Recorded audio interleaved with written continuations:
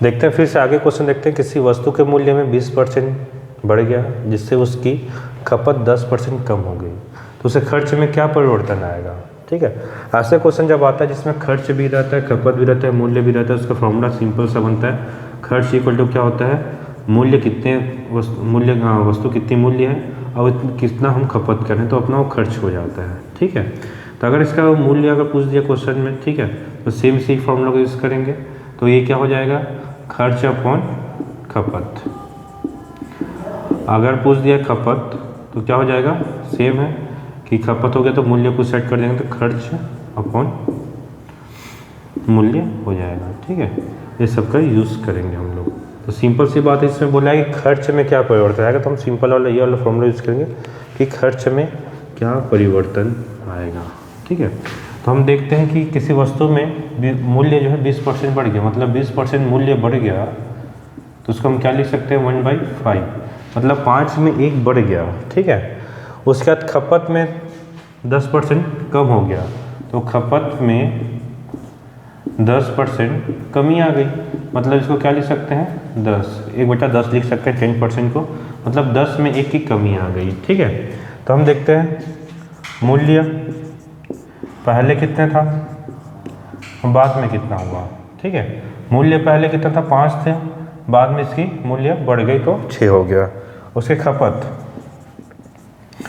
पहले हम 10 करते थे, अब क्या करेंगे, मूल्य बढ़ने पर खपत की कमी हो गई, 1 की कमी हो गई, 9 हो गई।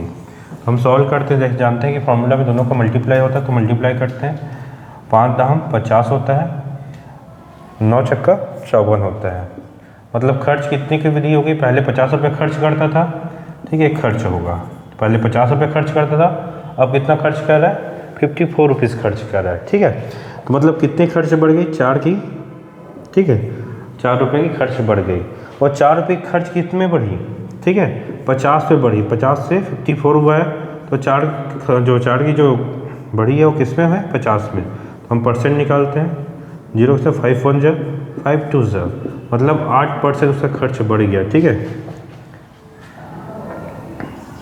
ठीक है, खर्च में परिवर्तन यही होगा, मतलब खर्च में परिवर्तन कितना आएगा, 8% आएगा, तो इसका आंसर क्या है, 8%। ठीक है, आगे देखते हैं क्वेश्चन। चीनी के मूल्य में 30% की वृद्धि हुई, यदि खर्च केवल 10% बढ़ता है तो खपत में कितनी प्रतिशत की कमी आएगी, मतलब इसी फॉर्मूला को यूज़ करना है, खर्च इक्वल टू मूल्य इंटू खपत, तो खपत इक्वल टू क्या हो जाएगा यहाँ, तो ये क्या होगा, खर्च अपॉन क्या हो जाएगा, मूल्य हो जाएगा।